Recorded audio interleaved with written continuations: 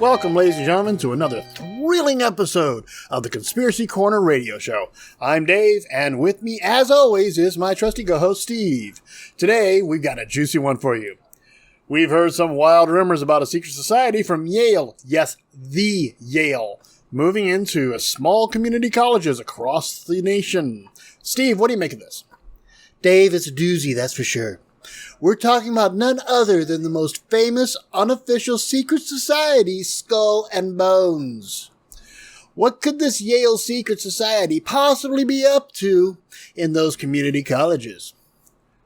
Well, Steve, some folks think they're on a mission to influence the very heart of our communities.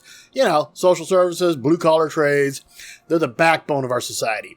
Are they trying to control it from the shadows? It's a possibility, Dave. Maybe they're secretly training the next generation of community leaders. But in what? Advanced sandwich-making techniques or world-class trash collection strategies?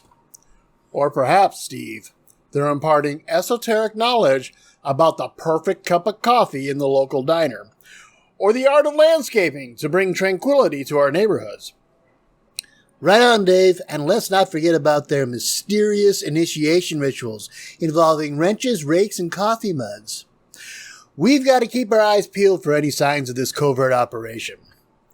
Well, Steve, here's another twist to our wild conspiracy theory.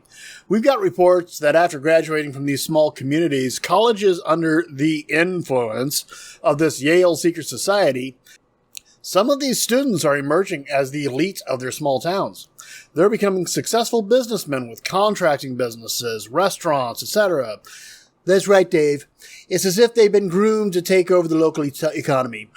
They start their own contracting companies, and suddenly they're the go-to folks for all the construction needs in town. Coincidence? I think not. And what's more, Steve, these businesses seem to thrive.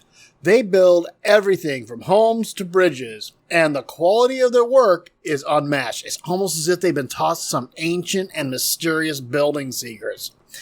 But Dave, let's not forget about the social services angle. We've heard rumors that these graduates turned business owners are not just building structures. They're building community centers, organizing charity events, and improving the overall quality of life in their towns. Are they secretly molding the hearts and minds of their communities? It's quite the conspiracy, Steve. They go from small community colleges to becoming the movers and shakers of their towns. They're like the secret puppet masters pulling the strings of the local economy and society. But here's the question, Dave. Is it all a part of some grand scheme? Are these graduates just exceptionally skilled and community-minded individuals? All right, Steve, let's dive deeper into our conspiracy here. We've got the story of Arthur Grenwell, a welder who graduated from one of these community colleges under the influence of the secret society. He should have just been another skilled tradesman, but no, he started his welding business right out of school, and it thrived in an area where, on paper, it shouldn't have. That's right, Dave. We're talking about a small town in the middle of nowhere, not exactly a booming metropolis with a high demand for welding services. Yet, Arthur's business not only survived, but thrived. People from neighboring towns were driving in for his top-notch welding work. And here's where it gets really interesting, Steve.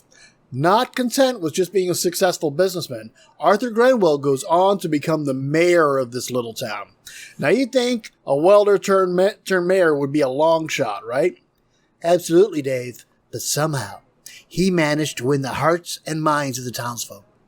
He revitalized the local economy, created jobs, turned this town into a thriving hub of activity. But is it all his doing, or is there more to the story? That's the million-dollar question, Steve. Now, the rumor mill is buzzing.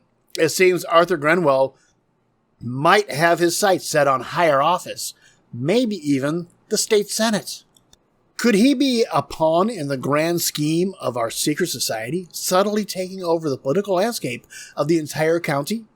Or, Dave, is Arthur just a remarkable individual who's managed to beat the odds and rise to prominence through hard work and dedication?